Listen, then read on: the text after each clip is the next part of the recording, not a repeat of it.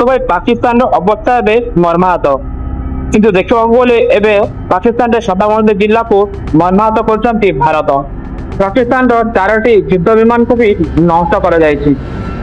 S-400 air defence system ଏଭଳି ବର୍ବାଦ କରାଯାଇଛି ଯାହା ଫଳରେ ନଷ୍ଟ ହେଇଛି ପାକିସ୍ତାନର ଏୟାର ଡିଫେନ୍ସ ସିଷ୍ଟମ। ତେବେ 2018ରେ ଭାରତ ରୁଷ ଠାରୁ S-400 ଡିଫେନ୍ସ ସିଷ୍ଟମ କିଣିଥିଲା, ହେଲେ ଯାହାକୁ ବ୍ୟବହାର କରାଯାଇନଥିଲା ଏବଂ ଗତକାଲି ଏହାକୁ ଫାର୍ଷ୍ଟ ଟାଇମ୍ ବ୍ୟବହାର କରିବା କଥା ସାମ୍ନାକୁ ଆସିଲା। ଗତ 7 ତାରିଖ ଦିନ ବିଳମ୍ବିତ ରାତିରେ ଯେତେବେଳେ ପାକିସ୍ତାନ ଭାରତର 17ଟି ସହରରେ ଆକ୍ରମଣ କରିଥିଲା, ସେତେବେଳେ ପ୍ରଥମ ଥର ପାଇଁ S-400 ଏୟାର ଡିଫେନ୍ସ ସିଷ୍ଟମ ଯାହାକି ଭାରତ ରୁଷ ଠାରୁ କିଣିଥିଲା ତାହାକୁ ବ୍ୟବହାର କରାଯାଇଥିଲା। ତେବେ ପ୍ରାୟ $5 ଅରବ କିଣିଥିଲା ଭାରତ। ଭାରତ 2018 ମସିହାରେ ରୁଷ ଠାରୁ ଏହାକୁ କିଣିଥିଲା।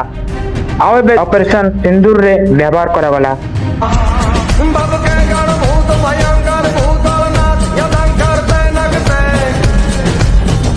ଏହାକୁ 2018ରେ କିଣା ଯାଇଥିଲା, ହେଲେ ଏପର୍ଯ୍ୟନ୍ତ କୌଣସି ଯୁଦ୍ଧ କ୍ଷେତ୍ରରେ ଏହାକୁ ବ୍ୟବହାର କରାଯାଇନଥିଲା S-400, କିନ୍ତୁ ଏବେ ଅପରେସନ ସିନ୍ଦୁରରେ ଏହାକୁ ବ୍ୟବହାର କରାଯାଇଥିଲା।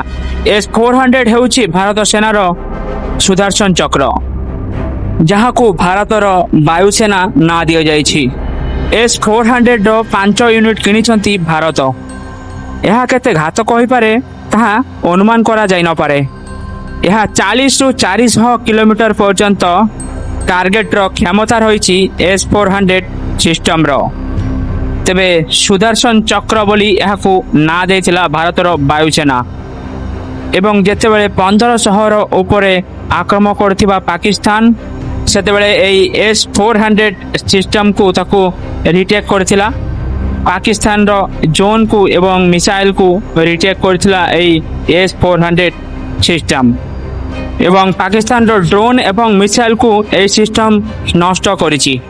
ସୂଚନା ଅନୁସାରେ ପାକିସ୍ତାନର 100ରୁ ଅଧିକ ଡ୍ରୋନ୍କୁ ନଷ୍ଟ କରିଛନ୍ତି ଏହି S-400 ସିଷ୍ଟମ। ଏହି S-400 ସିଷ୍ଟମର କେତେ କ୍ଷମତା ରହିଛି ତାହା ସାରା ବିଶ୍ୱ ଦେଖିସାରିଛନ୍ତି ଏବଂ ପାକିସ୍ତାନ ବି ଏହାର କ୍ଷମତାକୁ ସାୟଦ ସେ ବି ଜାଣିପାରିଛନ୍ତି।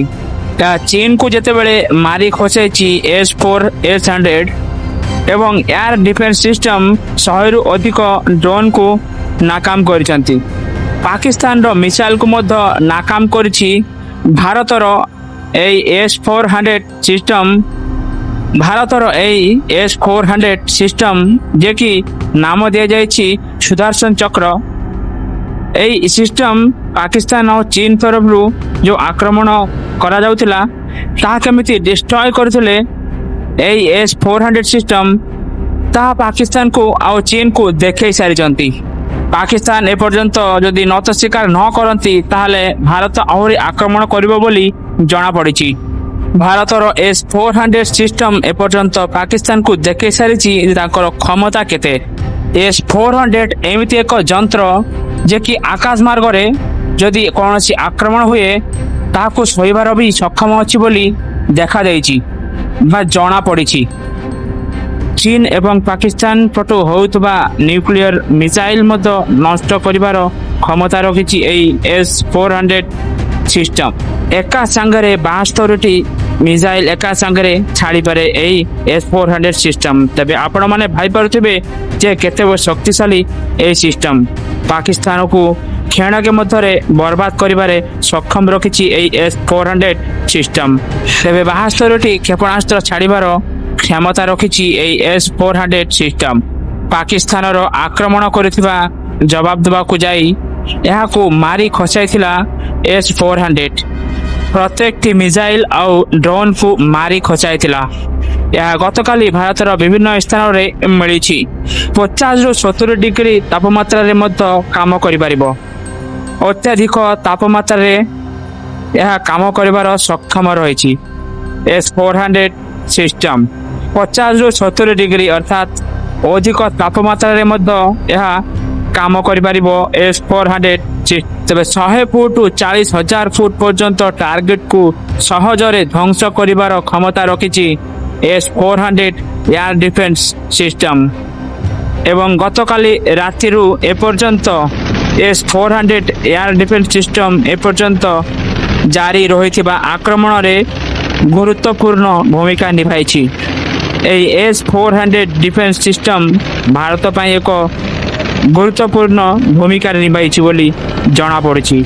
ଭାରତ ପାକିସ୍ତାନର ଏହି ଯୁଦ୍ଧକୁ ମିଶନ ସିନ୍ଦୁର ନାମରେ ନାମିତ କରାଯାଇଛି। ତେବେ ଦର୍ଶକ ବନ୍ଧୁ, ପାକିସ୍ତାନକୁ ଆପଣମାନେ କ'ଣ କହିବେ କମେଣ୍ଟ ସେକ୍ସନରେ ନିହାତି କହିବେ। ଭଲ ଲାଗିଲେ ଗୋଟେ ଲାଇକ୍ କରିଦେବେ, ଚ୍ୟାନେଲରେ ନୂଆ ଥିଲେ ସବସ୍କ୍ରାଇବ୍ କରି ବେଲ୍ ଆଇକନ୍କୁ ଅଲ୍ କରିନେବେ। ତେବେ ଚାଲନ୍ତୁ ଦେଖା ହେବା ଏକ ନୂଆ ଭିଡ଼ିଓରେ। ସେ ପର୍ଯ୍ୟନ୍ତ ରହିଲି, ଜୟ ଜଗନ୍ନାଥ।